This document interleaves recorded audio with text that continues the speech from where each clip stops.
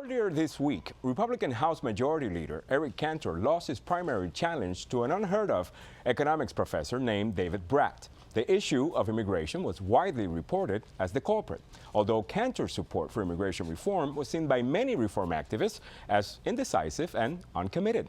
Today, we'll take a closer look. Let's start with ABC7's Hatzel Vela, who's here with more. Hatzel. Alejandro, just recently, Cantor sent out mailers telling voters of his plans to oppose any laws that would grant amnesty to undocumented people. A change of tone for Cantor, who in the past spoke in favor of citizenship for immigrants brought here as young people.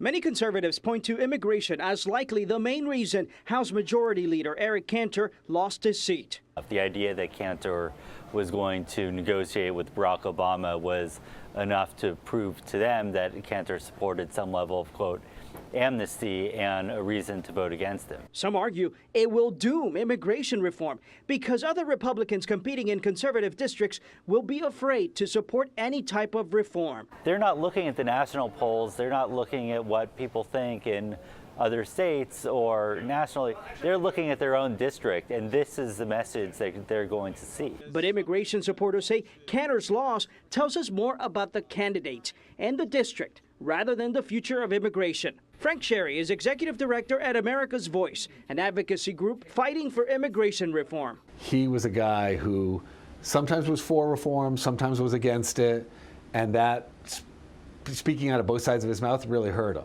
But he admits time on immigration reform is running out. If Republicans don't do anything, focus and pressure lands on the president, with hopes he will use his legal authority and issue executive orders. Is there a chance that Republicans will take action? Yes, it would be in their interest and in the country's interest to do so.